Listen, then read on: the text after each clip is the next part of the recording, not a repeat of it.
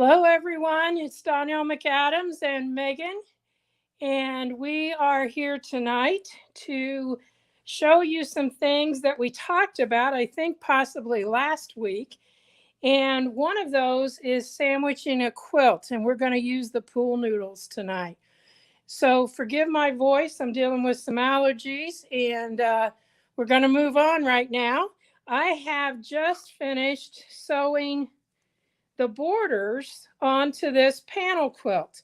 And so you can tell it's obviously Olaf. If those of you that have kids or grandkids will recognize that name. And I found this just perfect fabric to use for borders and backing. So I am going to do just one thing here, and then I'm going to tell you a couple of things.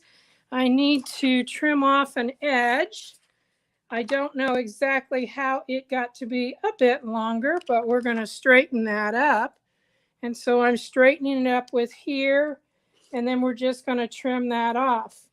Now, I like to measure. I'm not, like I said, I'm not sure how that got longer, but I like to measure and cut it exactly so that I can pin that and match it up and put it together. So, like I said, I want to tell you some things that are going to help you out. So whether you are doing an actual pieced center or you're doing something such as a panel, when I was measuring for this top and bottom, I actually went to the center. So I'm coming down here and you can't see all of it. I'm going to move that out of the way, but I'm measuring by folding across that center there. And then down here to the left, I've got it on my 0 mark. And down here, it came to 40 and a half. I know you can't really see it. It came to 40 and a half. So I cut my pieces 40 and a half inches. Now I can tell you when I decided to make the width here 3 inches, I actually figured out that with the width here, because I want to be able to put this on a width of fabric for my backing. So this border was 3 inches. So I decided I might as well make that one 3 inches because my fabric is almost 45 inches wide. So now what I've got to do is I've got to figure out how long I want it. Now I'm going to be using the method of turning the back to the front to finish off my binding. So since I'm going to do that, I know that I need about 3. It's better to have about 4 extra inches. So I'm just going to start by putting my edge down here at 4 inches. And that way I won't even have to think about adding it. So I'm just going to go right along here and go down to the other end.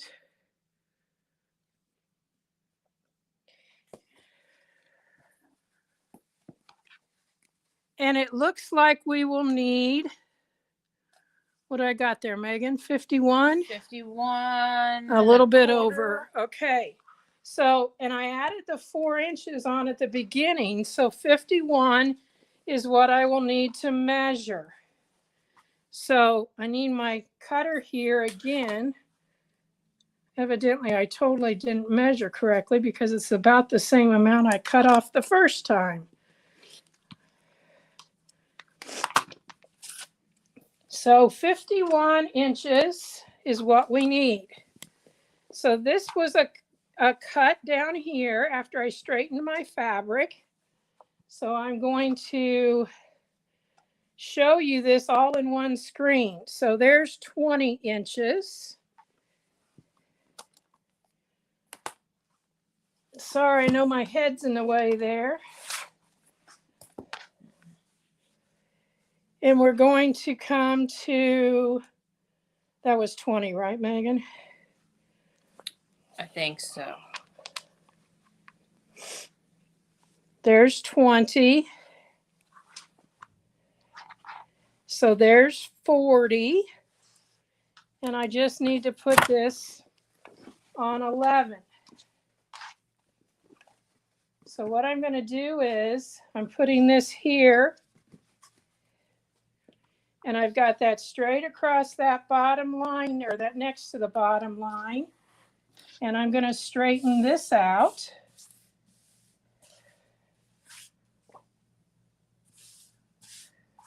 Keeping that all nice and straight.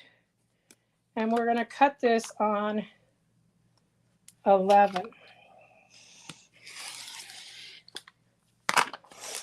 All right. So if any of you have Olaf or want Olaf, I have the panel, and I also have a whole bolt of that fabric. So this question hasn't come up, but I'm sure it will. Since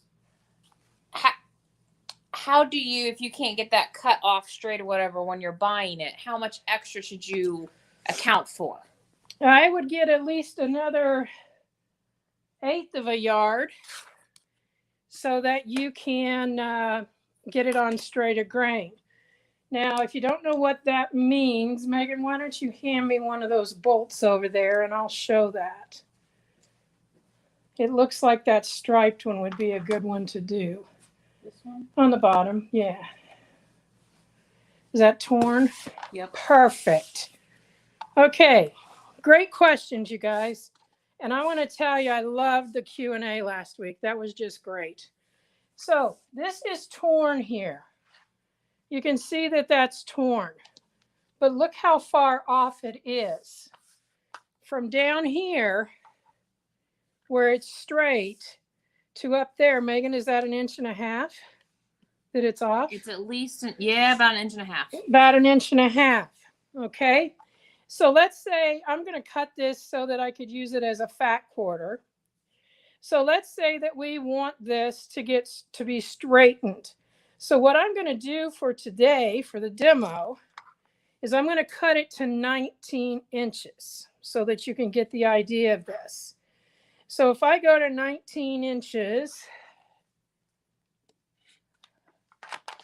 I am actually going to tear this, and I will just tell you, for 35 years in my store, I tore fabric because that's the way it is corrected. So now this side right here is a short edge. And that means the opposite corner down here, they can't see that. Let me pull it down. This edge is a short edge because you can see it's short there. And this edge under here is a short edge. So Megan's going to take that corner, and I'm going to take this corner, and we're going to give it a tug. Hold on to it, honey. There we go. And now when we put this back together, it should have straightened itself up. Forget about the fold down here. But you can see now when we put this together,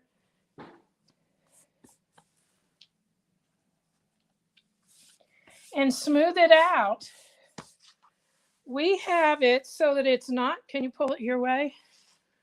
We have it so it's not puckering down here.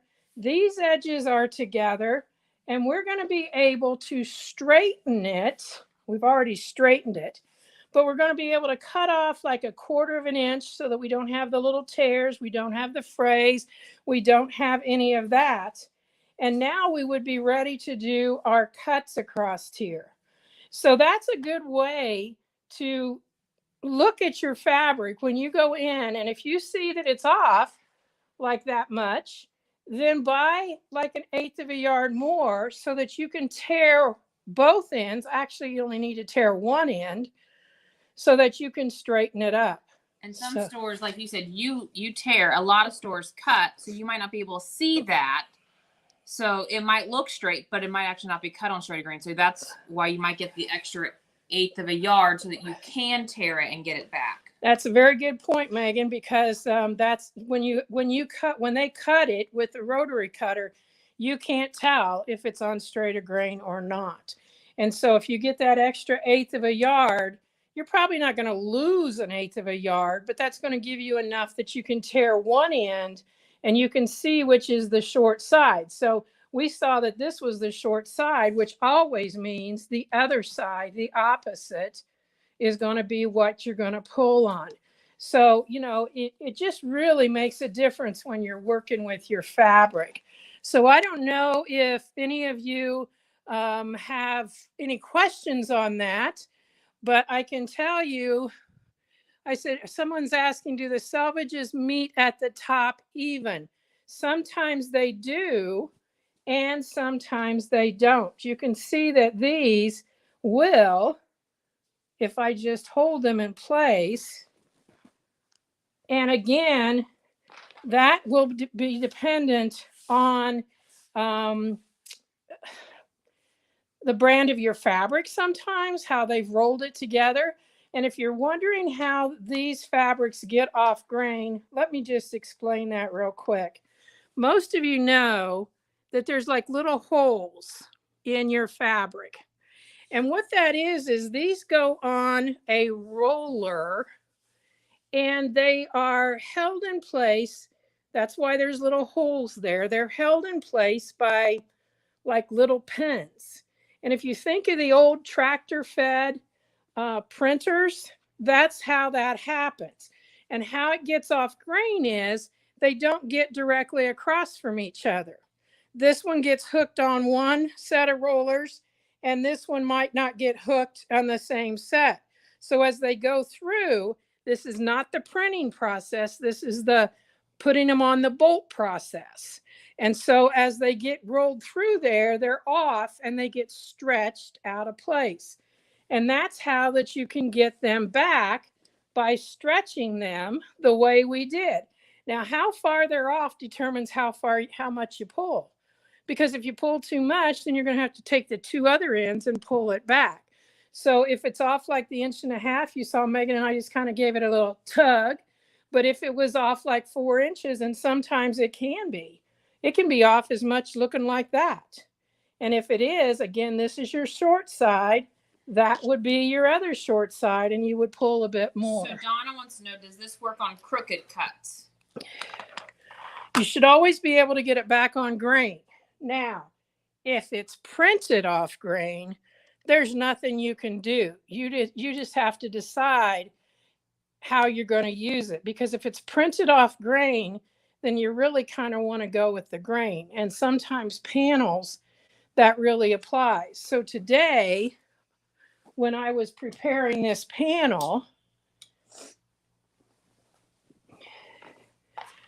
I didn't pay one bit attention to the grain. I think it's really pretty good because it pressed out perfect. But I went by the edge here, and actually this was like 3 1/4. Forget about this because I've added this on. But this was actually about 3 1/4. So I put my ruler right here on 3 inches to make that 3 inches. So like now it's 2 3/4 because 1/4 inch is off of there. But that's the way I actually straightened this up, because I need to go by this inside to figure out what that was and how we're going to use it. Okay, a couple have asked, if you are a pre-washer of fabrics, do you do that before or after you wash the fabric?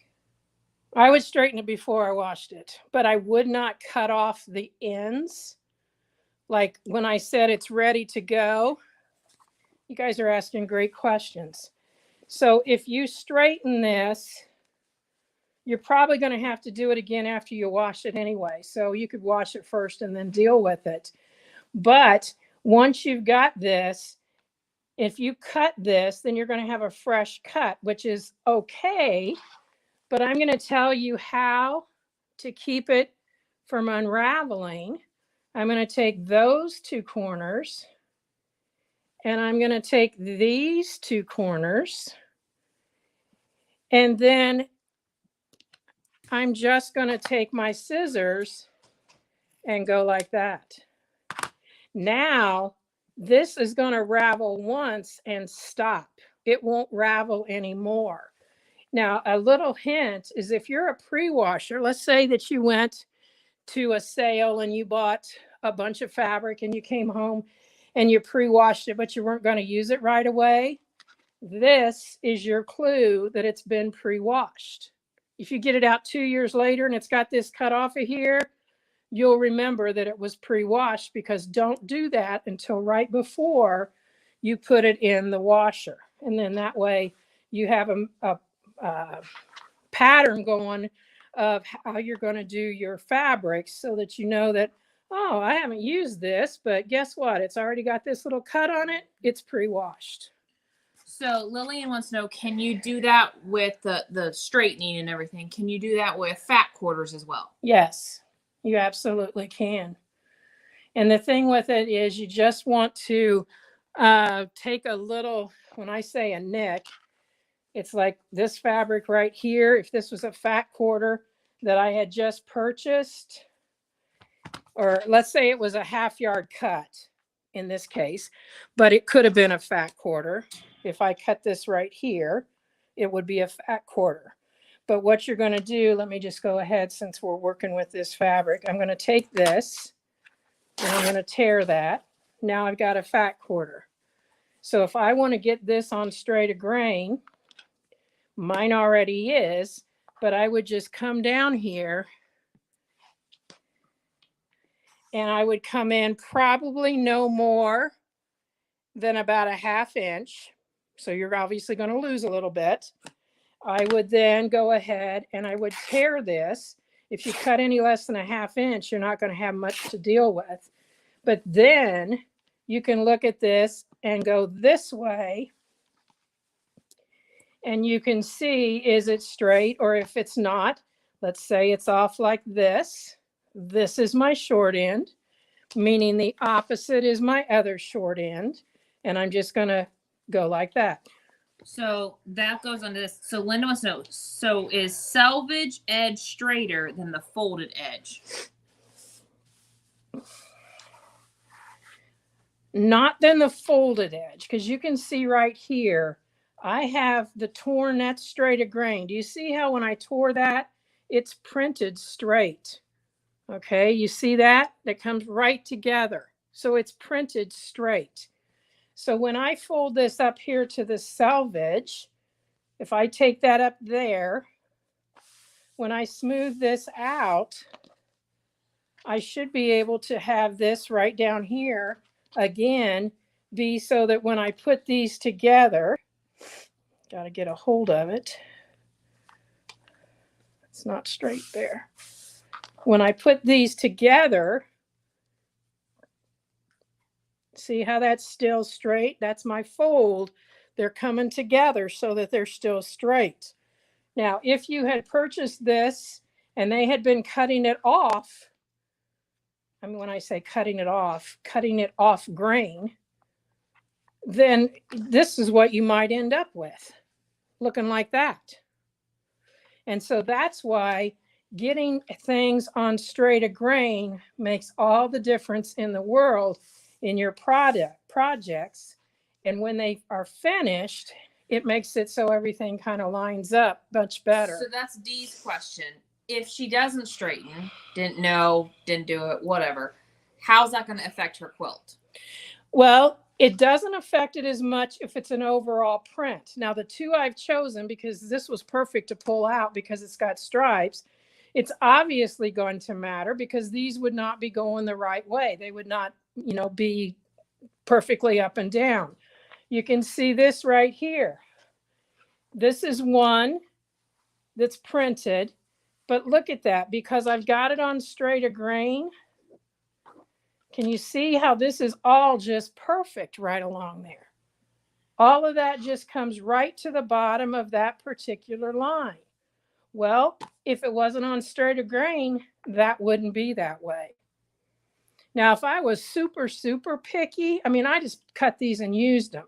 And you can see this over here would be 1/4 inch. I'd be perfect with that. I didn't pay attention to that exactly. So these are all just a little bit different, but they're all the same different. Okay. If I was super, super picky, I would have put my ruler right along there, obviously this way, with the 1/4 inch mark right on that spot. So my extra would have been 1/4 inch. Tracy wants to know, is there going to be a kit of these, or how do they order the Olaf and the fabric? Just go to my website. Give us a second to get it on there after the class.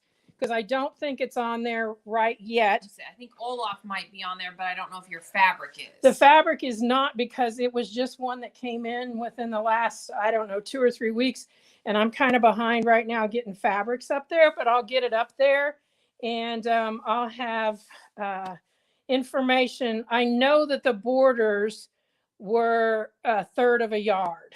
And we know that the other was 51 inches. So we'll figure out what that is together so that we can tell you. So we will make it into a kit on the website after I'll this? do that, yeah. Okay. Yeah.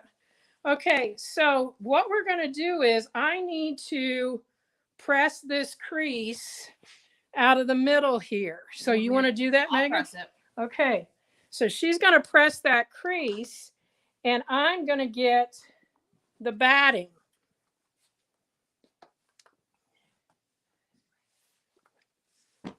So what I'm going to do is we are going to need the width, because this is a 60-inch wide batting. So let's see what width, because I've forgotten by now. I know I think it's 41. Yep. So I'm going to make it like 43. So I got some extra. And I do the same kind of counting here, okay? Just because it's easier. We need 43. So there's 20. There's 40. And we'll add 3 right here to make it on 15. I'm going to lay this out so that it's straight down here at the bottom. Right along there.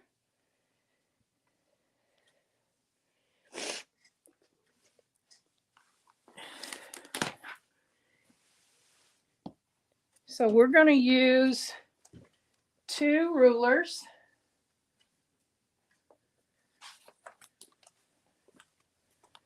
I'm going to put one up there.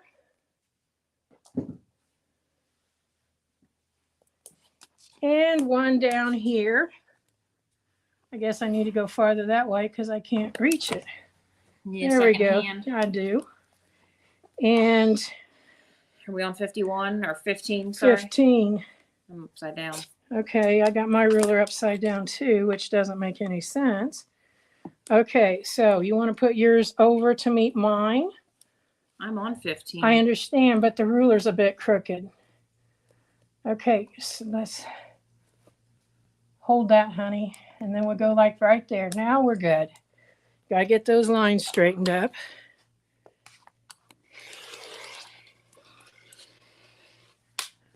All right.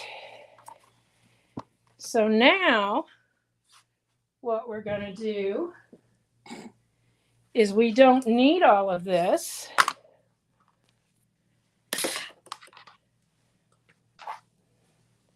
So I'm going to fold it the other way.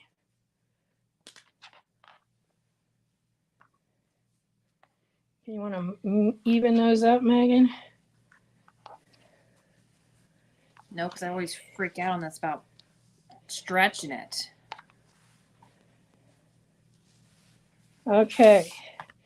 Now, I'm going to measure again because I should write this down. The best hint I can give you is if you've got a whiteboard near where you're working, write your numbers down, big and bold, so you're not coming back like I am all the time, figuring out how long something is. So this is... Oh, this is a great question from Connie. Is there a straight of grain on batting? No. I mean, no. Okay. There's a right and a wrong side. Correct. But not a straight of grain. Right. Good question, though. 48's what I've got here. And this is 60. So I don't want to cut more than about 10 inches off of here. So let's go right there. That is a great question. And I will tell you, I make it a practice never to put an iron to my batting.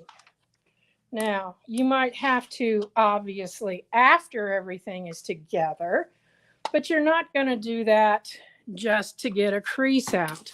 I will tell you that if your batting comes in a package, open it up, take it out, and let it set maybe overnight so it can expand. It's been smashed up in that package.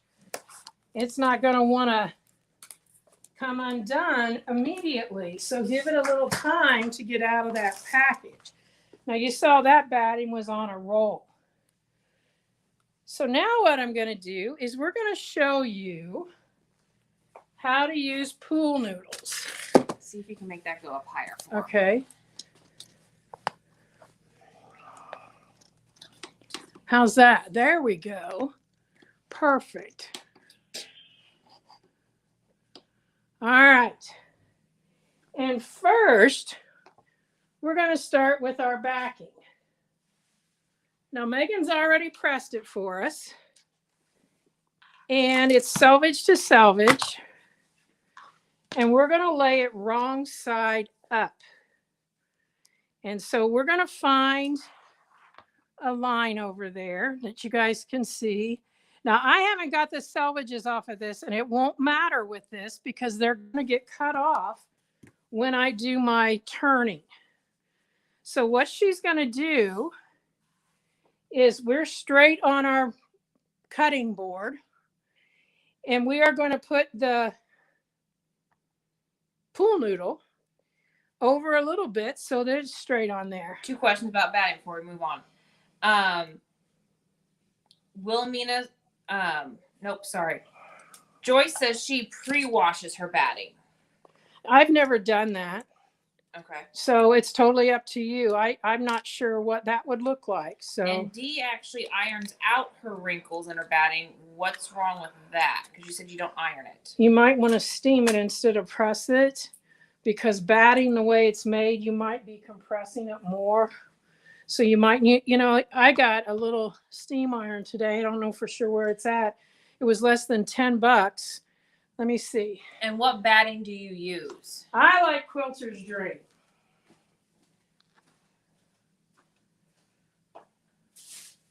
And then Patty wants to know what kind of cutting mat we're using, because it's an oversized one. She's been looking for one.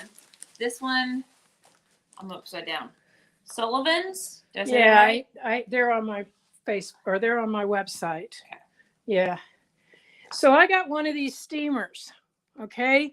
And I think this would be good to use for your batting because it's only going to put steam into it. You're definitely going to want to let it dry. And I just picked this up at Wally World, and it was very inexpensive. All right. So Megan, if you want to move that a little to the left, your roller there, put it in the center. So right here's the center. There's your hand, which is about the center there. There you go. Now, do you want me to come around there and you on this side, or do you want to do that side? I can do this side. Okay, well, it's time to start putting pins in. We're trying to answer some questions. Okay, we'll get them. These are flathead pins, and Megan is rolling that up onto that and just sliding those pins right into the pool noodle. And we're going to put them about every 6 to 8 inches so that that is straight across there. Now, I know some people, and I've thought about doing it, and I haven't done it yet, but they actually take a piece of tape and make a long line, or easier than that, you could take a Sharpie marker and a straight edge and make a line. So that would make it super simple to line that right up on your pool noodle, because see that right there, you want to come back this, there you go. Because we want to get that straight on that.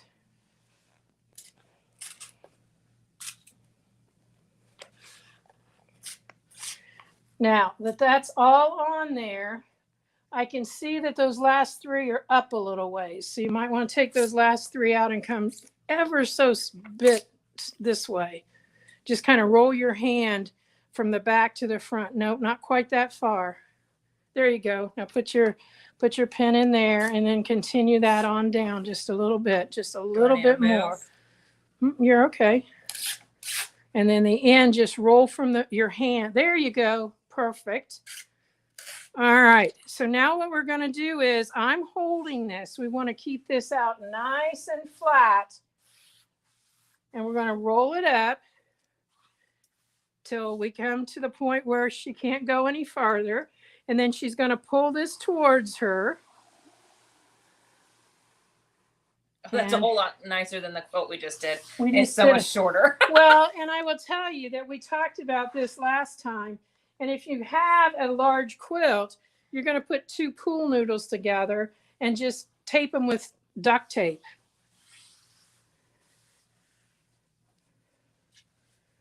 All right, so this one is finished. And all I'm going to do is right here where it comes back around. Oops, I got too far. Right here where it comes back around, I'm just going to stick a pin right there. And I'm going to stand it right down here beside me. So we all know that next in our quilt bat, or our sandwich, I should say, is our backing. No, our batting. Batting. I'm sorry. I'm back. Yeah.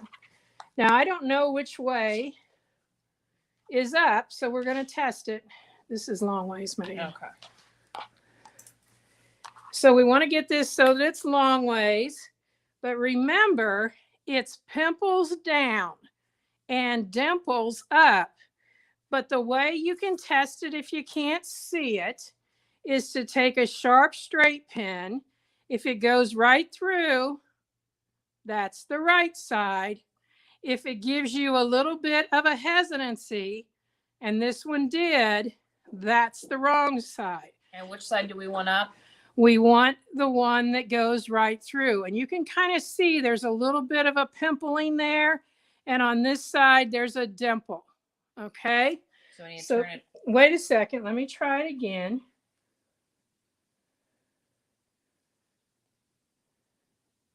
I think I have that upside or right side the right way. So this is right side up. We're going to do the same thing that we did with our backing. We need to go over just a little bit here to align. And she's going to get it on a line up there because we cut it straight.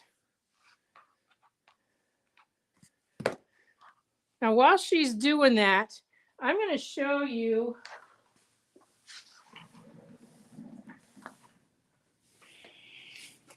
Here's what we did.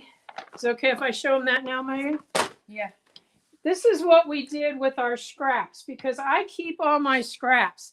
I got one of these laundry baskets. And so I've got, this is my cream colored Quilter's Dream. This is my white, I should say natural. This is my white. And then that's a different brand that's in the ladder, the end down there. And this is so easy to keep my scraps because when I get ready to do a project, I have cut all these with a rotary cutter so I can find my right and wrong side. And I could probably take these and just use my heat press batting together to put these together. So this has been a great little item. It's obviously a laundry basket apparatus. But we had like 3 weeks ago, it was like we had stuff all over the place.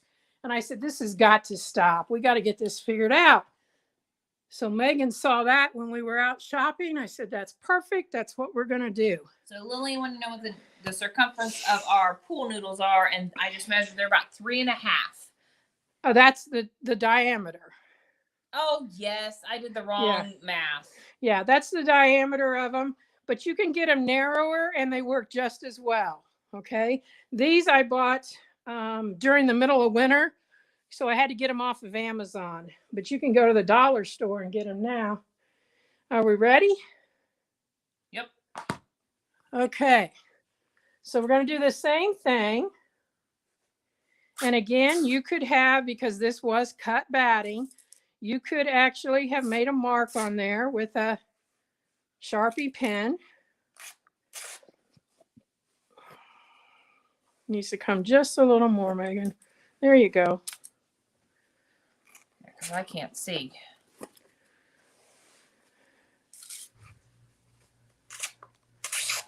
Okay, so when you say you can't see, if you're doing this, pull it back. There you go. So it's straight up on top.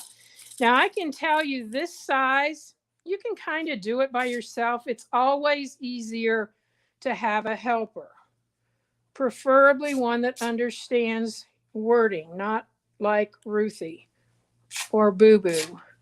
Usually, and I'm surprised she's not here, she would be right up here sitting in the middle of this. All right, so we've got this one ready to go. No real issue of laying it out flat. It's laying great. You can watch on the ends how it's rolling up.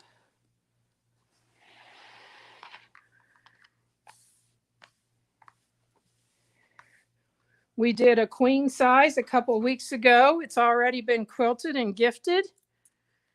And we did the same thing. Obviously, our pool noodles were a lot longer because we had to tape two together.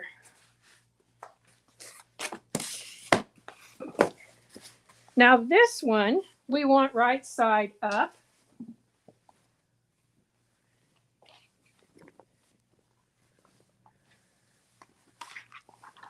We're going to put it on a line over here on the side so that we've got it good and flat. Yeah, I don't have it on a line up here, so hold on.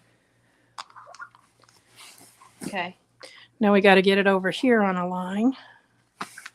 Now you don't have to so much do that. It just takes guesswork out of it if you can.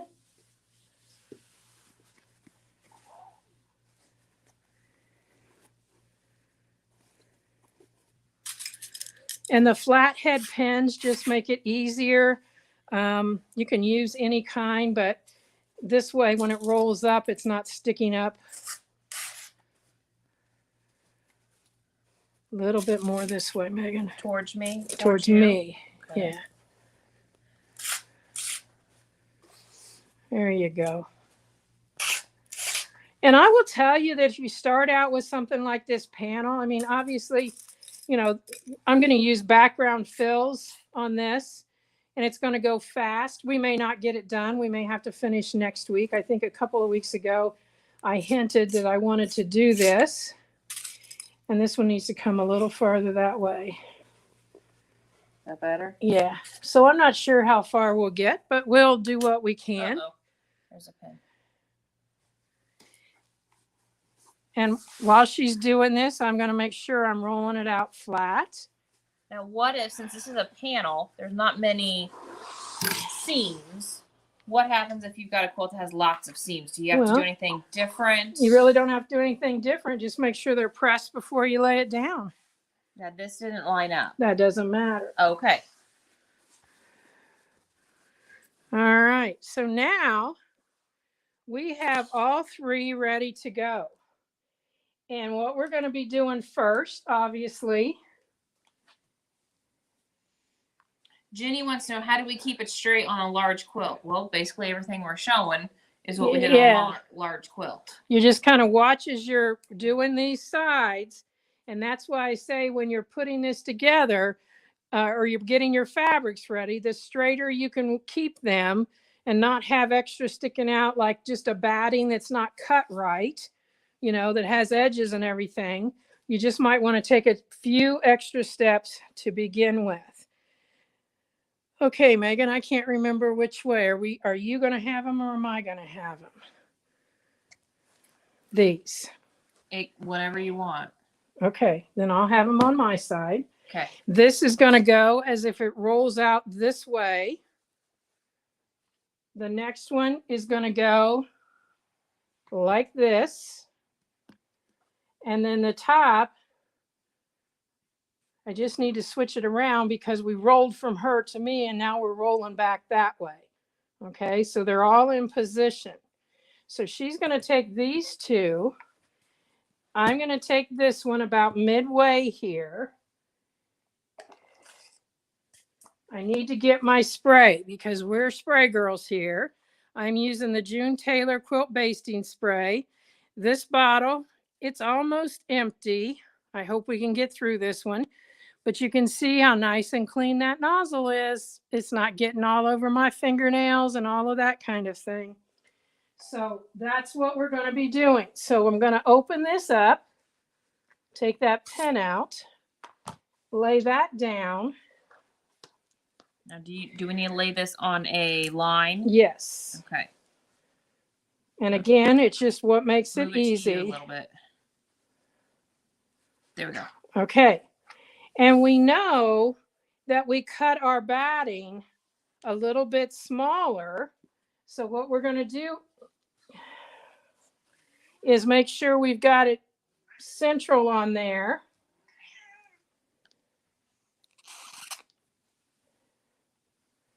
I wish I remembered exactly how much I cut my batting. Again, it would have been nice if I'd have written it on the board because I want to make sure I've got enough. Well, it looks like we got 1.5 inches. Okay, is it straight across there? Hold on. I'm looking at your diamonds. We want about 2 inches here. About 1.5 inches. It looks like it's bigger here in the middle. Okay, so get it at about 1.5 inches. You've got lines over there on the side you can go by. We're good. Is that 2 inches or 1.5 inches? Well, from here it's... Let's lift this up and get it at about the same on both sides. Well, there we go. Okay. And just smooth that out.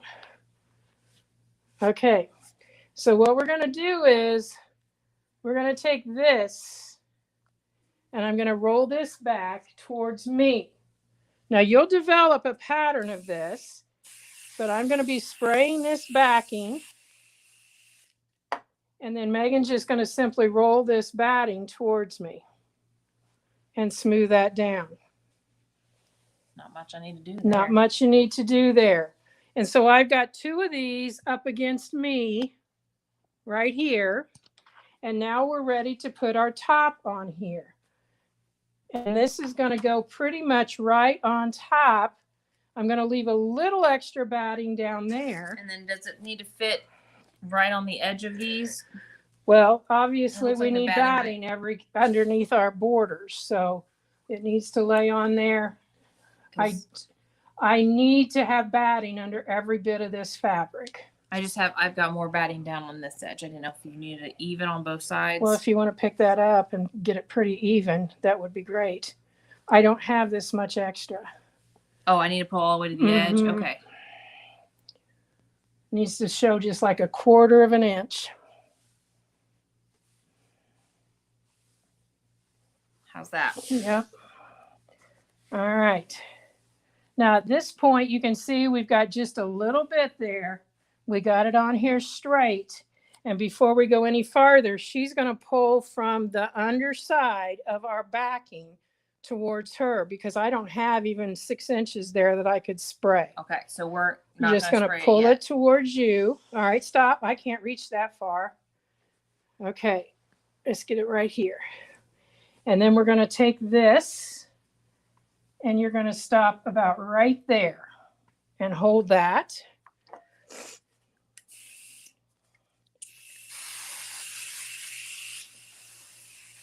And then we're going to roll it back. And as we do, if we see any puckers or anything, we're just making those lie flat by just pressing on it. Now, before we go any farther, this didn't get sprayed down. So we're just going to take that. Can you lay it back? Okay.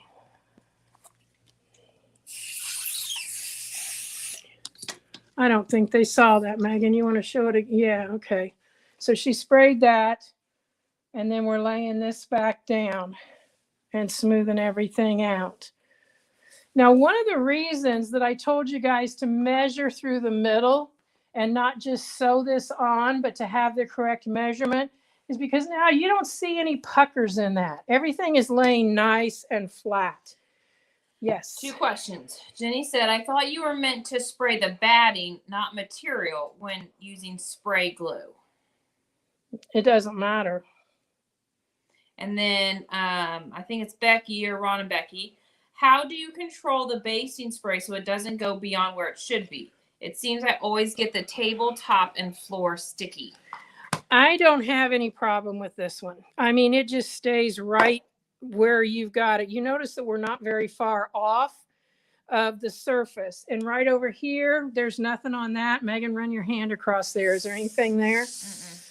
But if you have issues with that, here's the solution. Go to the dollar store and get yourself one of those plastic or oilcloth picnic tablecloths. And better yet, if it has lines on it, if it's a checked one, that's even better, because then you can do the same lining up. We're not measuring anything on the table. We're just lining it up. Okay, so pull that towards you, Megan. And do I need to be rolling this on? You could roll it on another one, but as small as it is, I'm not going to worry about it. A bigger one, you would probably want to roll this now onto another. Or it just hangs over the edge of your table. Well, so. But if you're going to quilt it, that's all I was thinking. Okay. Like if it was big enough that you needed. How much farther you want to go? You're way too far, but we'll get it. Okay. So what we're going to do is we're going to roll that back and this back. Maybe this won't go any farther. You've already sprayed it.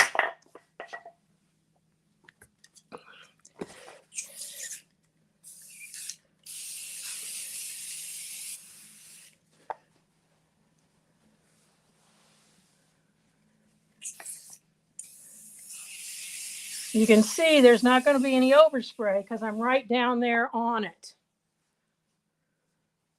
Now, before she does anything else, she's got to get flattened out where she was before she moves up so that everything is good. And you're pressing with pressure to get that so it stays right down into that.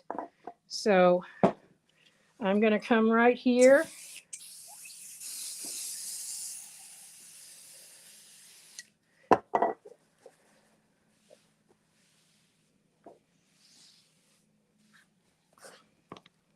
I think I just did that wrong. That's hooked. Oh, that's hooked. It's okay. All right. Couldn't remember where I was. I told you this was about empty, and it surely is.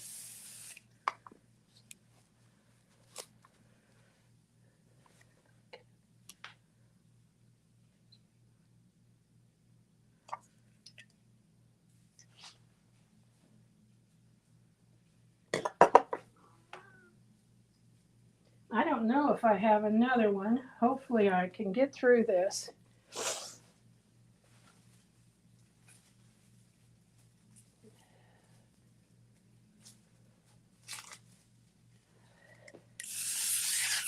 Have I sprayed that yet? No. I may not get it. Oh, there it goes. Okay.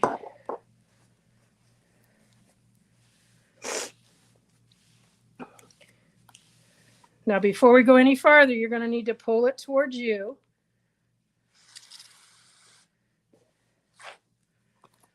The top is going over. I have like 1/8 of an inch that doesn't have batting. That doesn't have batting? Correct. Okay, pull it back towards you, and let's get this on here. I'm going to take this out. We'll straighten that out. So I'm going to go ahead and take the backing off of here.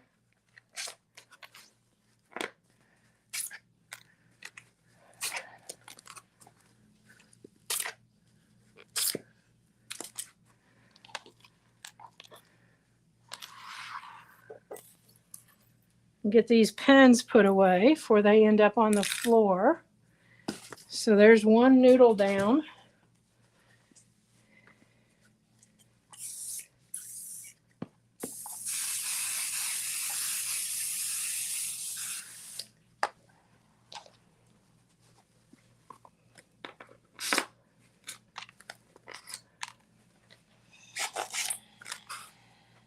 Take it off of here.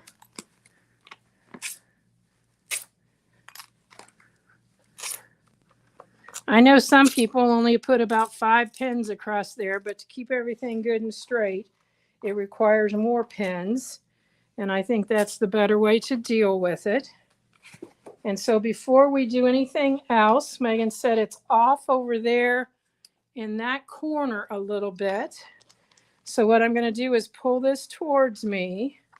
You're going to roll it back your way. Okay, now does that have it underneath there? Yes. Okay, so we just need to Let's smooth this out as best we can here, even though it's all, here, let's do this.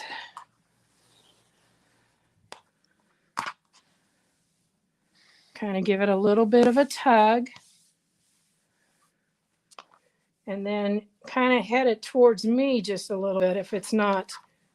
Oh, that's much better. All right, before we go any farther, it's not much better down here. So I'm just going to do that. You're going to rub it out. Okay. And you gotta pull it back so I can spray it.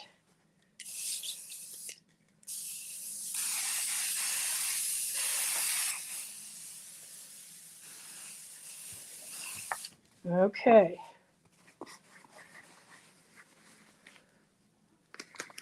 Did we make it? We made it. It's there. All right. By the hair of,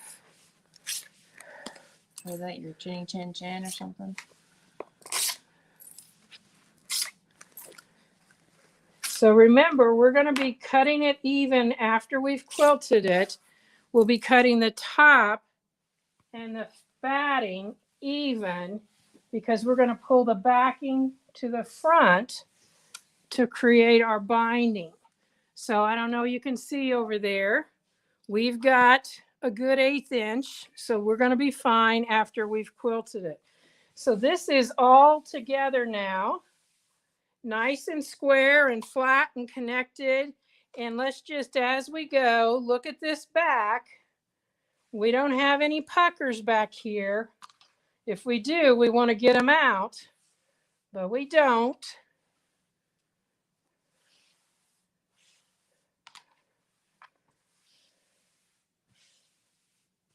So we're ready to move over to the sewing machine. And what's the spray basting that we use again? I like June Taylor's quilt basting spray. Okay, June Taylor's quilt basting spray. And this one is empty. So I got to remember to get another can. Do we starch our backing? I didn't. Well, how do I want to say that? I always starch my fabrics before I cut them, but the only starch that was on this was we used Starch Savvy to get the crease out of the middle. Margie wants to know, have you ever used the fusible batting? I have not. I know people like it, and they also like, and I have this on my website too, which is called Quilt Fuse, which allows you to, Megan, stay over there, man. We got one more thing to do. Quilt Fuse allows you to sprinkle it, like peppering it, onto, you want to pull it that way? Oh, I'm so sorry. It allows you to sprinkle and pepper it onto your batting and then fuse that all together as you go. So it's totally up to you which way. I like the spray better. That spray is not messing with my allergies, my nose, my asthma, or anything. Okay? I've had others that do. Now, the only line that I really need is a line right up the middle.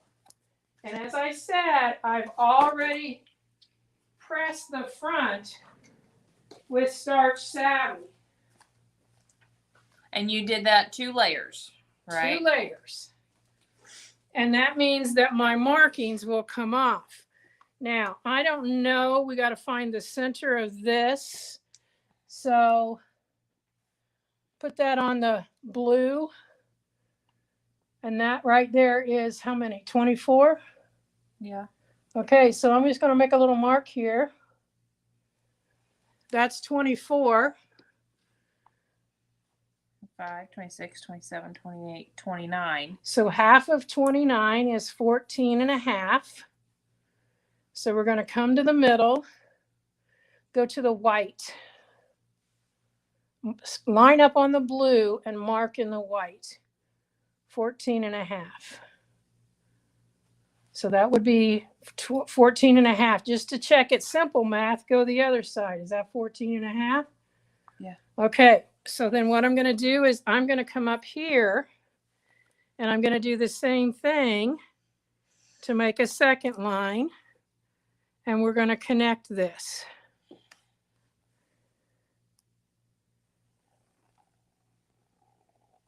This will iron right off. Can you see it down there in that blue? Like I can see it when I'm quilting? You can. Okay. So I'm going to come over here to my 14.5. Line that up. Oh, you mushed it. Sorry. Margie wants to know, would you normally quilt straight away or let it dry anymore? I don't let it dry. I get on it. It's not going to hurt my needle or anything like that. It's fine. All right. Since I know I'm starting at the bottom in the middle, I'm just going to do this. And we're going to go to the sewing machine.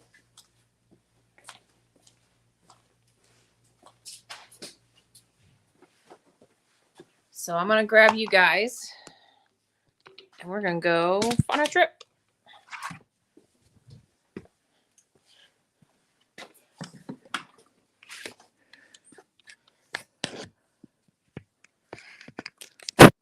Now I'll let you get that in position.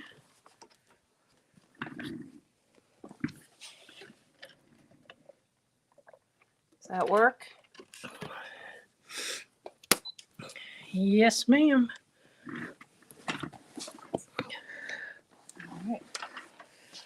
All right. So the set I'm going to use is my background fills that have 4 different options. And I toyed between this one and the Christmas because the Christmas has a star and that's pretty cool too. But the one I'm going to use is this. Okay. This is a rounded diamond. It also has the pointed oval, the 2-inch circle, and the oval.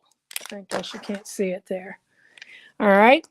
So I'm going to use this one because this is really not Christmas in any way. And obviously there's a lot of opportunity, but this is going to be quick to do this way. So as I was telling you, I found out that gray thread is a great blender. And so therefore I have a gray 100% polyester. It's a Madeira quilting thread, 40 weight. Don't panic there. I got to get it into ruler work because the needle wasn't centered. Always make sure you use a screwdriver to get your foot on. The worst thing in the world is to be quilting and have it so that comes off. Now, Megan, you may need to put a couple of my suspension systems in place. So I'm going to put this back there.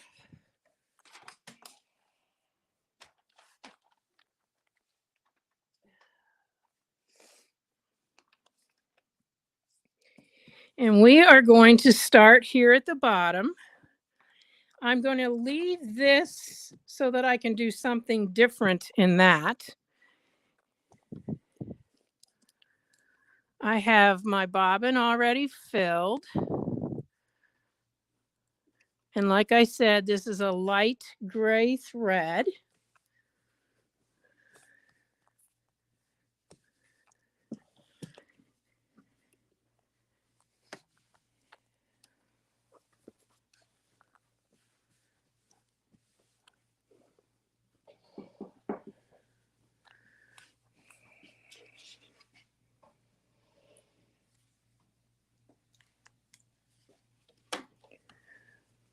And she's going to put a couple on. I showed you this last week, how I put this around this tape.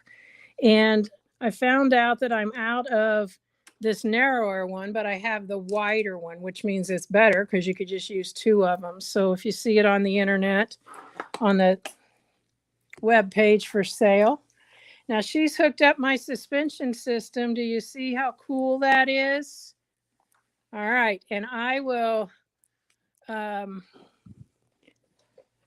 give her the other 2 because I use 4 in the back.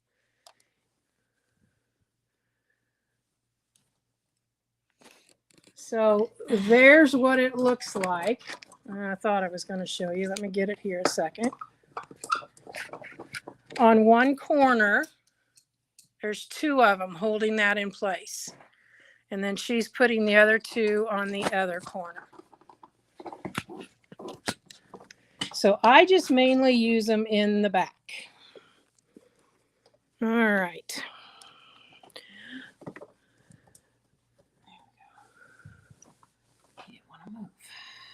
Yeah, it's a smaller width, so she's putting it closer together. There you go. All right. We're going to start out by coming right down here in the bottom, and I'm going to pull that thread up. Get those out there. I'm going to put my needle down right in that spot, and I'm going to do a straight line first. Now this is 2 inches from top to bottom. So I've got it marked here. So that's 2 inches. So I may not do like a line and then this, a line and then this. I may switch that up, but I still want to have it so it's units of 2 inches. So right back here in the back, the line I drew is straight down the middle. So I'm just going to stitch till I get right there. And then when I come to this, I'm going to lift up my foot and do the pass through to get that up to there so I can do this shape. Now, you noticed I went and lifted it manually, not with my machine button, because I can get more lift. Now, a little hint on these templates. If you will just buy low shank templates, you will not have any problems getting them through that pass through. Just get low shank templates. Okay, now I'm going to tie this while I'm here. While you're tying, we've had several questions pop up that they thought you quilted from the middle out. It's not going to really make any difference which way you go. The quilting from the middle out is so if your batting grows or changes, if my batting grows or changes, it's not going to matter because I've left extra around it. And I can tell you it's not going to grow or change. So you really don't have to follow those rules, especially on a panel. Now I just dropped my scissors, so hang on. There we go. All right. So now that I'm set up, I'm going to stitch around this 1.5 times. Okay. I'm going to make sure I'm still straight. And just because I like to have fun with my templates, I'm just going to push this up and stitch it again. And that's why I like to do in the units of 2 inches, because I can just simply play around with my template. Now I'm going to lift this, pull it clear down here, line it up, push my foot to one side, okay? This track, you can see there's just a little bit of wiggle. That's fine, but just take one side and keep it on that side. So now I'm going to come up here, lift this up, push it clear up, make sure I've got it centered there in the back.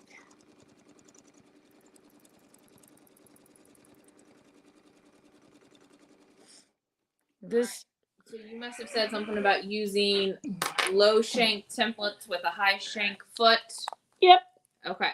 So should some of those, like Amanda says, should she go ahead and then buy everything in a low shank, even though she's got a high shank machine? doesn't really matter. I use low shank templates on high shank and low shank machines all the time. But I know that on this pass through, I'm getting ready to do it, so I'll lift this up. I've had people tell me they can't get it underneath here. Usually it's because they don't realize they have extra lift and they can pull that out. And that's why I say you can use low shank templates all the time on this. But it's totally up to you. If you know, just test your machine. If you've got that extra lift, see, when I lift it this way, it is just a little bit close. Now, I could get it through there, but it's a little bit close. But if you know that you have the extra lift, go ahead and get high shank. These are high shank templates here, because it's not going to be a problem at all. I just know that there are some people that aren't aware that they have the extra lift. Okay. Now I'm going to show you a little hint here, what you can do. If you want to, you can use this template this way. All right. So right now, when I do my design, I'm lined up in the back.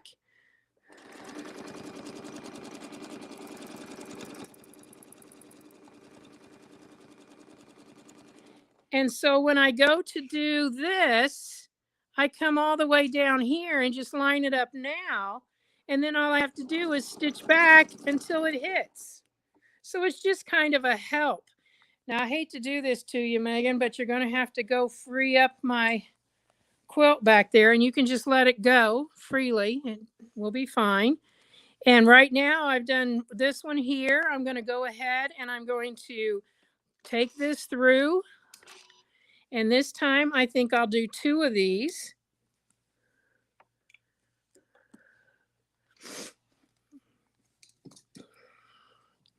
Thank you.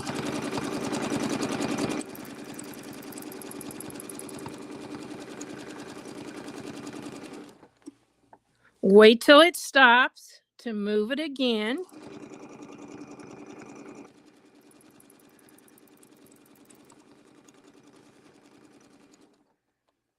Now I'm going to move up and come clear down to this one.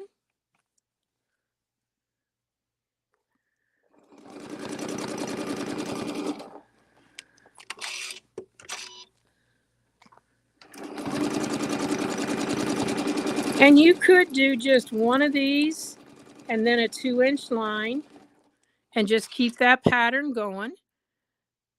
I'm going to do one here. This just kind of helps you stop if you do it that way. And we're almost to the top of this quilt.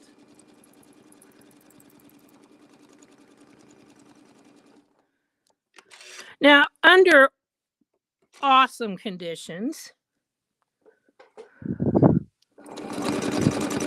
this would come out exactly the right measurement, but it probably won't.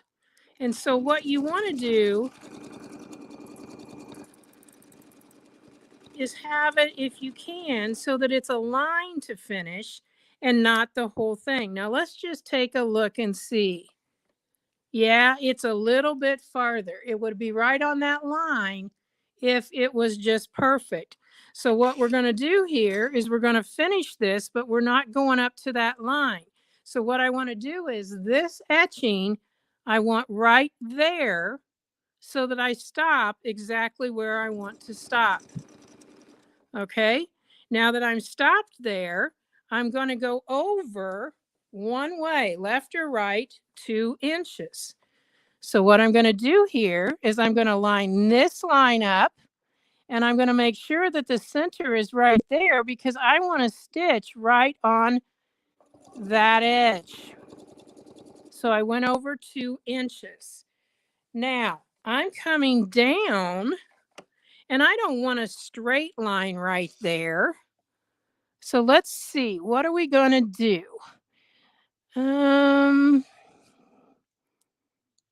This is going to line up right there. You can see that.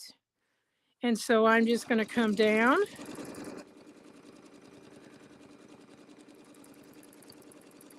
And what I'm going to do is You remember this one wasn't quite 2 inches. So to get us back on track, this next one is not going to be quite the same, but I want to get it so that it's even with this right here. So I've got it straight along there. Did you start on the white line down the bottom or on the blue line? I started, oh dear. I think I started on the blue line. Yeah. Oh no, it's different at the bottom. No. Oh, I got to go to the white. You gotta go to the white. All righty. We can do that. So what I'm going to do here is I'm just going to backtrack a couple of stitches.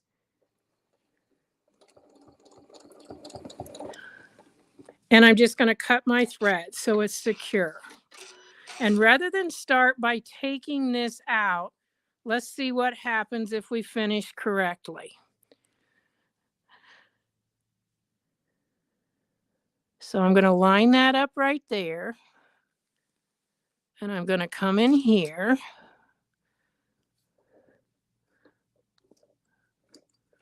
Everybody makes mistakes, even the teachers.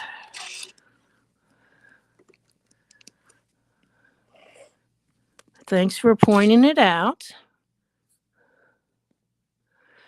See at the bottom, his name Olaf is in there. And so it's not a border like this, but I did start on the white. So I do want to come to that. So I'm going to come to right here. And I'm going to see what I've got. I have enough room for the whole thing. So I'm going to put it right there.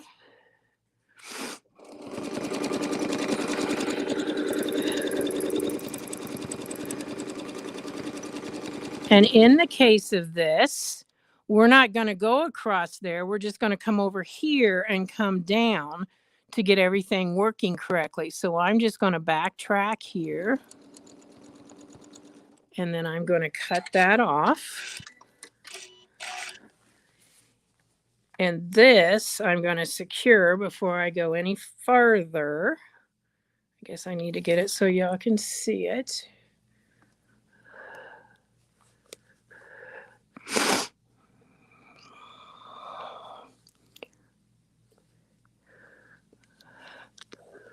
So I'm pulling that knot in there, and it's between the batting and the backing, and I'm snipping that off.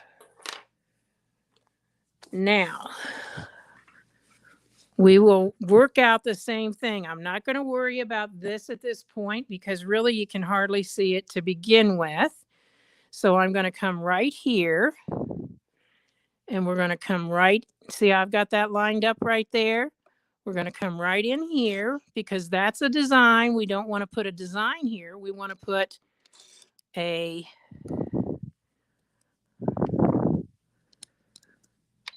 straight line. And once we get going on this, it'll go quickly when Donelle doesn't make a mistake. So this is lined up right there.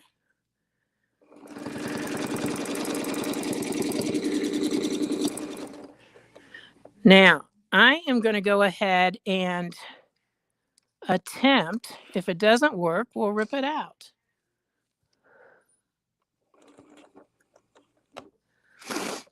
To go right back around on this. I don't have high hopes of it. Up, see there? So we're clear around there.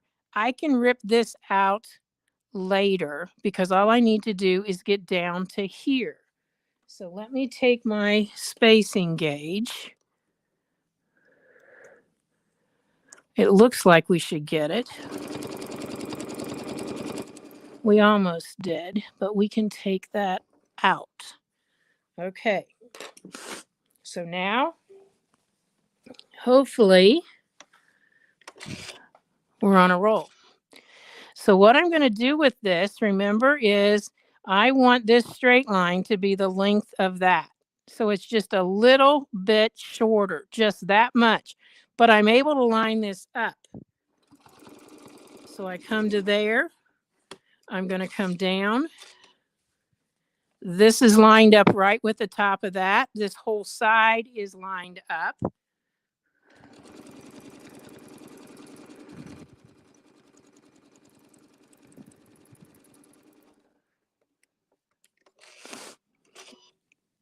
Again, that line etching is lined up. This side is lined up. We're going to do a straight line.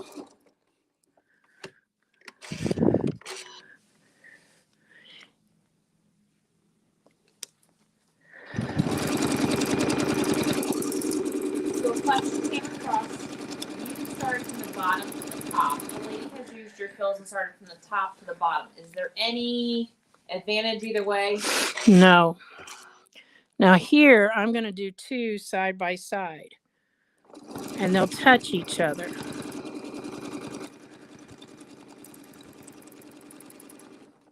Okay, so we can do whatever we want to do.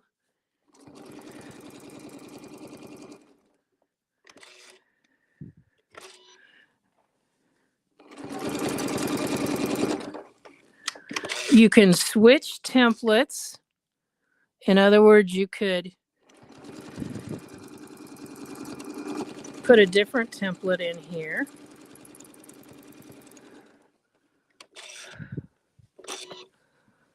I automatically just pick it up, even though I didn't need to. It's just a habit because I know that I'm moving.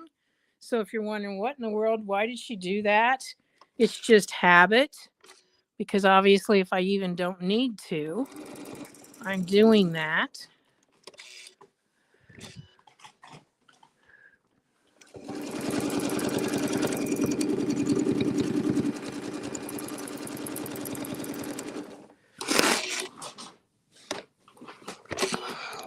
And I can turn this around. That's what I need to do there. So now it just automatically stops for me. Pick it up.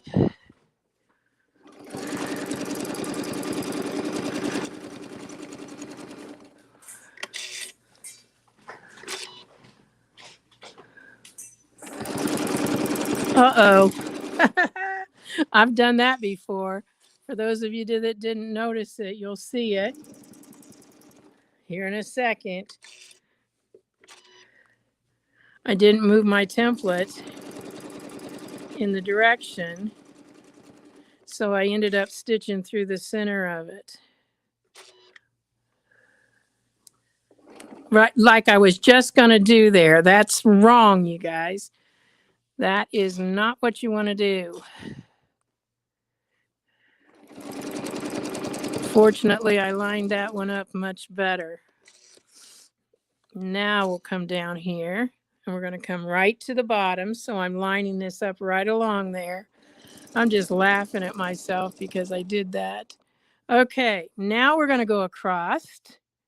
And I think I'm in the right place this time. I'm lining up here, getting that there, going to my arrow, and then I'm going to go back up. So here's what I did. See how I stitched through the center of that? It's because I stopped up here instead of down here. And so when I moved it, I ended up using that. Do you think I'm going to worry about that? I doubt it. So now we want to put in one of these first, still lining up right along that edge there.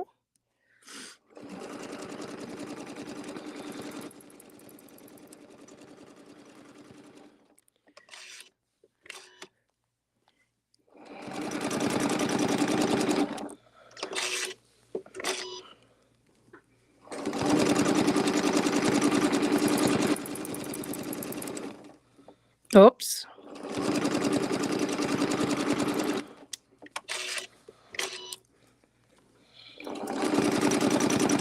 I would recommend when you're first getting started, do it like I'm doing this row where it's just one in a straight line, one in a straight line, because you'll get the hang of it a whole lot faster.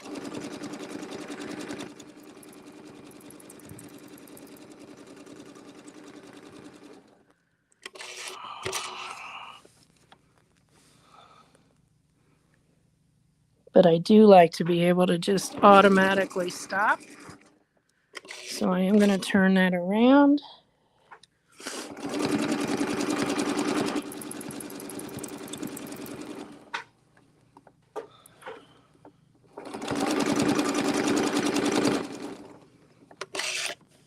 So I'm coming up to here.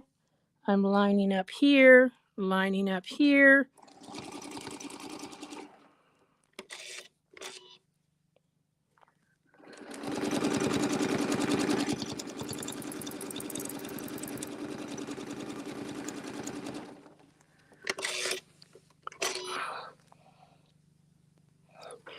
One of the things that I want to encourage you is to start actually quilting quilts.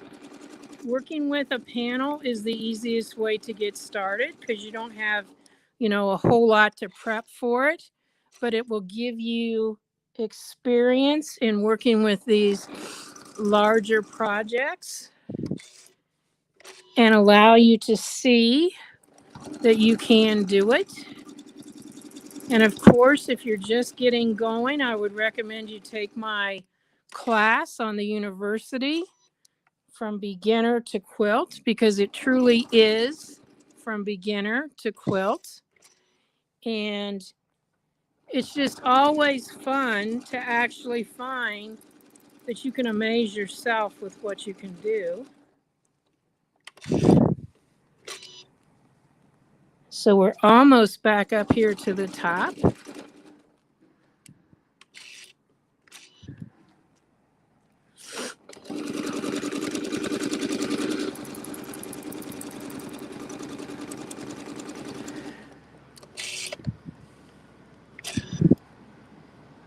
And so I'm lining that line up right there on that top edge so that I will stop in the right place.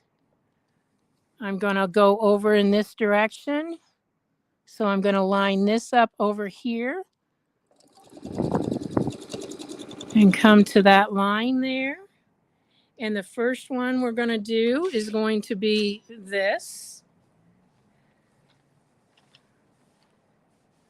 because we had a straight line first. Lining this up.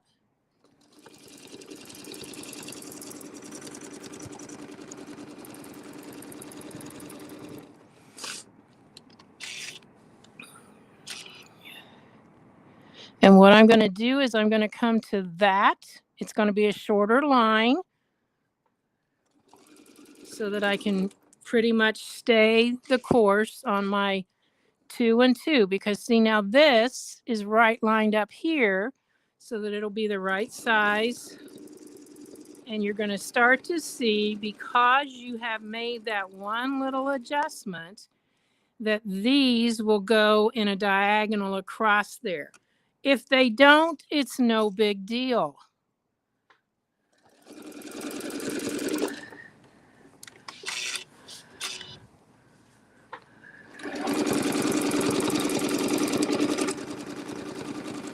Now, what I would do when I get to the bottom down here is obviously keep going across here, filling in from the solid blue to the solid blue. So I would come back up here and start back down that side.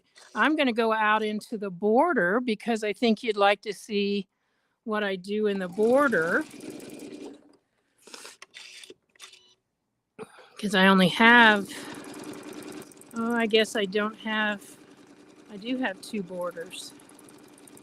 So do we have any questions, Megan? This is pretty much just... There are no questions so far, and if I've missed yours, please put it in. But I know there's a lot of them out there saying they've had these templates but haven't tried them yet. So now that they've seen you, they're more interested in trying them. Well, and I will also tell you that, you can use just this part by itself and just do one of those right after another all the way down. So you don't have to put this straight line in. It's just totally up to you what you do with the templates.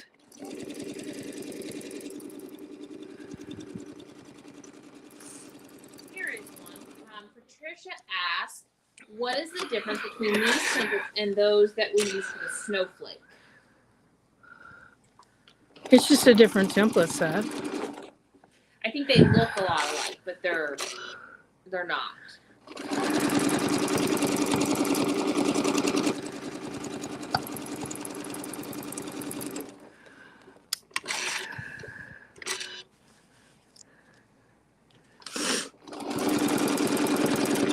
Now what I'm going to do here is I'm going to come and move that down just like that extra. It's not even probably a 1/16 of an inch, but it's just kind of getting things back on track.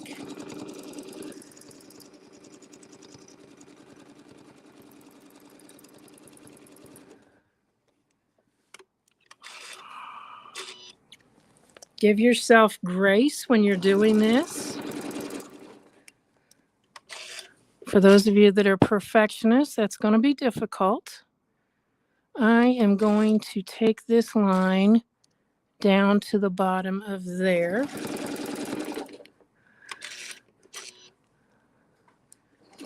That will leave me a perfect 4 inches.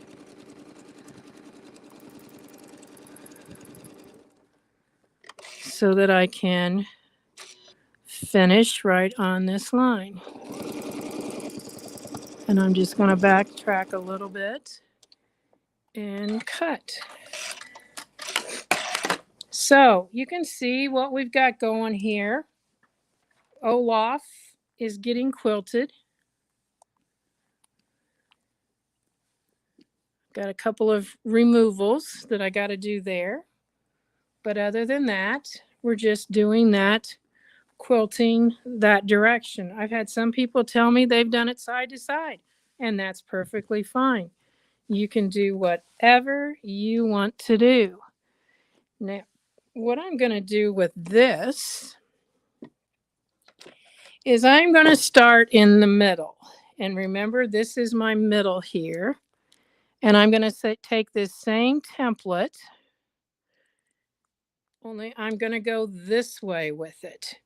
Now, I can go this way with it, but I want to change it up a little bit. So that's why I'm going to go like this.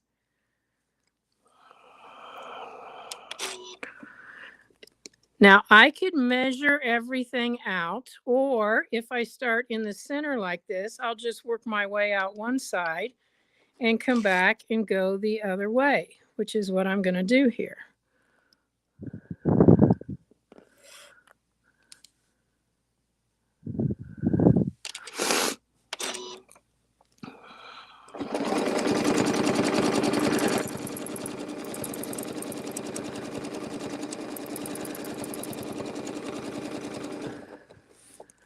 I'm going to move it to the side, make sure I'm lined up.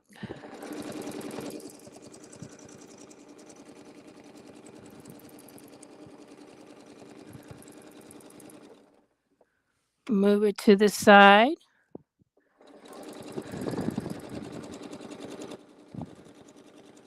And when I'm doing this, I like to do switching. So you can see it's doubled. I doubled on the bottom. And so now when I move over, it'll be doubled on the top. And if you forget which way you're going, it doesn't matter. You can switch halfway back.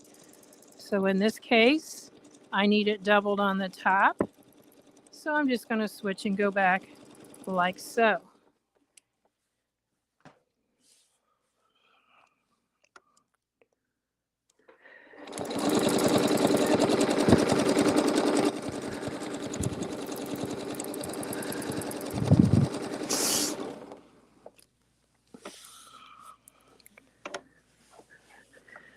Now, just because I like to create some interest, 1, 2, 3, 4, 5, I'm going to come over here and I'm going to see what I want to do here in the corner. So I'm just kind of playing right now. This is what I would do. I haven't planned anything out.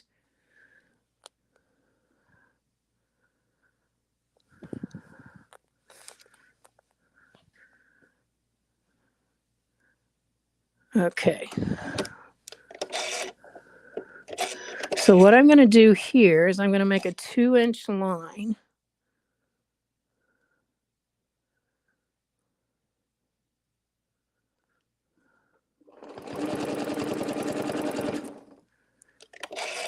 Just to give it some difference. I'll do the same thing on the other side.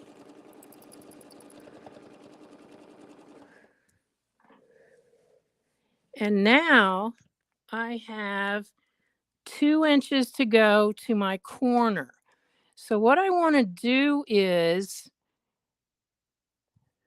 I want that to be exactly in the corner.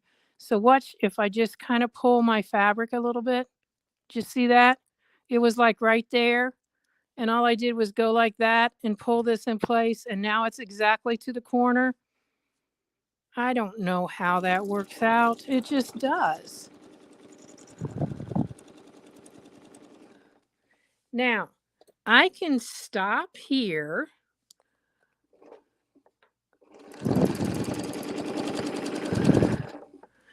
I can play with this and see if I can get something. It looks like I could. Oh, look at that, you guys. Right there, right there. This is pointed right to the corner.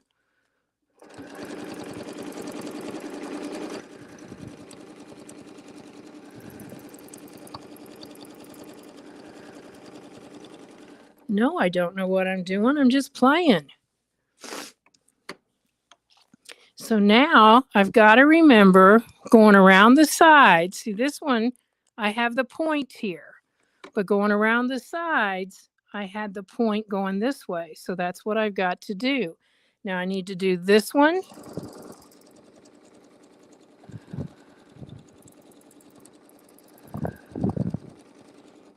And another one, and then a straight line.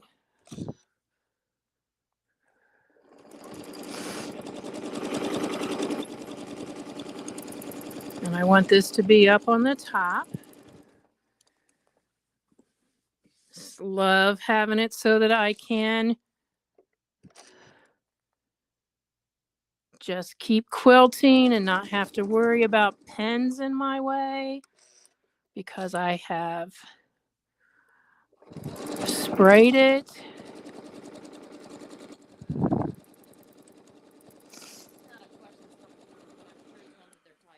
If they were doing this quilt, like what you're doing start to finish, would you finish the entire inside? Yes, absolutely. I just didn't want to take everybody's whole evening. So yes, definitely. Definitely. Now I'm going to pull this around so that you can see it. I'll take this out. I'm not going to stop, but I want you to be able to see what we've got here. You want to move the camera, Megan, so they can see this, how we did that.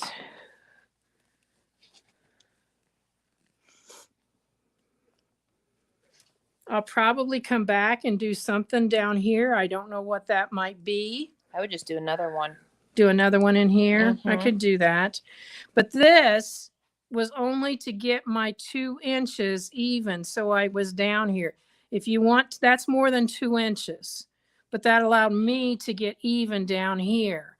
So that's why I matched it right up here. So down at the other end, it may be a little longer here because this one's an exact 2 inches. So it's just a matter of working your way around. You can see what this looks like in here. Obviously, that would come clear out to this edge right here. Now we've got another border out here that I don't believe that I'm going to use my this template on for this one out here. And I haven't decided exactly what to do for that. Are they just going to have to tune in next week to figure that one out? I think so. So I think what we'll do is I'm going to go ahead and I'm going to work on this.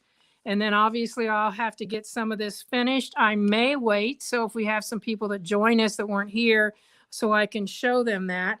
But then we'll have something different out here for next week. And then I'll show you how I'm going to go ahead and cut this off and finish it. So do we have any last minute questions? Tracy's got one. Now that you're on the side for this border, it's longer than the bottom. So will the 2-inch work as you are doing it from the bottom corner? Will you stop in the center and leave a gap so that the other end works out right? I will make sure that I know where center is, which I think I've got it marked on the border piece here. And then I will measure to see if I can just keep going. But now that I know on this one where that was, I may not have to do that as long as I end up in the center. So why don't I just go ahead and work to the center here so you can see what I'm talking about. Okay, while you're doing that, we have a non-quilting question. Jan has been sewing all day with the plastic bobbin, and all of a sudden it's become smaller. Do they end up losing their shape? Well, I don't know for sure how to answer that. Interesting. Sometimes they swell. I've not heard that they become smaller. So they sometimes swell from the winding their bobbins too fast, but I sure don't know how to answer that question. That's interesting. I don't know. So I'm going to put this back in here. I'm going to line it up.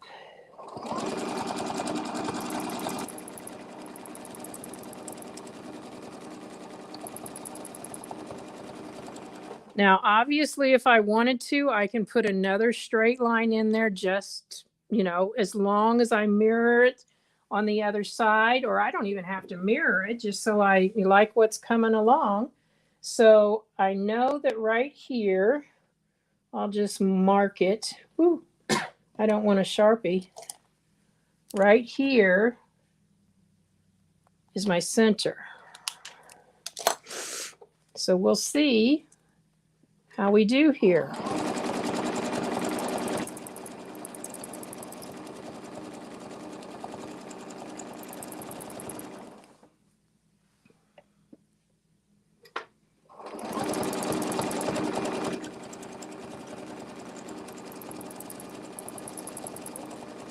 I didn't remove this.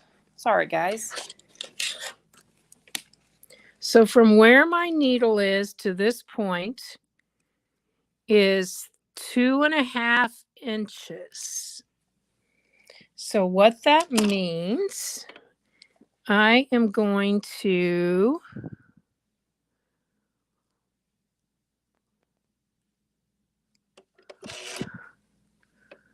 think about this. Let's see what we got here. If we wanted this straight to that center, then I would start one there. But if I want it like this, because that's my center, then I'm just going to put a little tiny straight there. So this is going to be just a 1/2 inch. So I'm going to put that 1/2 inch. No, it needs to be longer than that. It needs to come clear to here. So I need to come to the right there.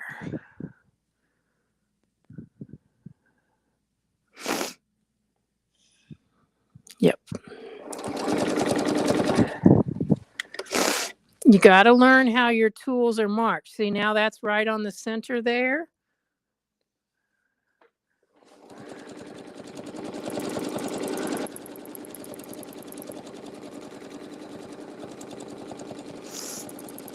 And now I want to look to see how long that line actually was. And it was 1.5 inches. So I'm going to come up here to 1.5 inches. And now we'll be back on our pattern.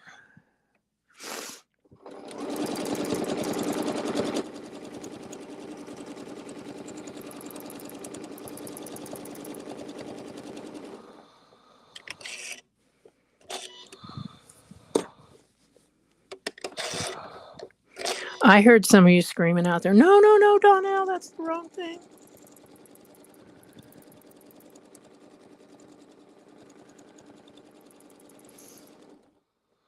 Well, I know you're having fun because I don't think you have any idea what time it is. Probably not. So I guess it's about time to wrap it up for today. We're close to being to this corner, but you can see how that side is there in the middle. Right there. So this is dead center, and I just did a couple straight lines to even it out. The total of this to this is 3 inches. This is 2 inches. So we would have been in a situation of having a couple of different options that we could have done. But that's obviously your decision when you're working with it. And I think the thing that we forget, first of all, in this case, this is obviously going for a child. And I don't know of any kid that's going to look at this and say, Grandma, you screwed up. Because this, as I said, is a good way to get started to see how you can manipulate and work with a larger project. Okay, so just so you know, I need to, right here is where that line was. So I need 4 inches back because I have 2 of these right here. With this, we'll finish. And that is the 4 inches. So we're not going to have a straight line. We're just going to have 2 more of these. Or actually, no, we'll have a 2-inch line in one of them.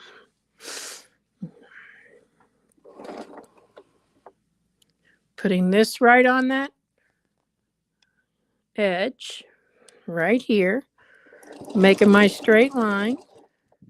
This will take up the rest of it and allow me, you guys, well, I have no bobbin, and obviously my bobbin winder didn't tell me, or my bobbin sensor didn't tell me, so we're going to stop right there. So thanks for joining us. Next week we'll finish it up, and we will hopefully have an Olaf quilt. I will get these fabrics put on the internet, on the website. So thanks again, everyone. Where can they find those? Sew Biz Marion, SEWBIZMARION.com. And the template set is background fills. And you can go right to sewsteady.com and get those ordered. So thanks, everyone. I hope you've learned something today regarding more information for your quilting.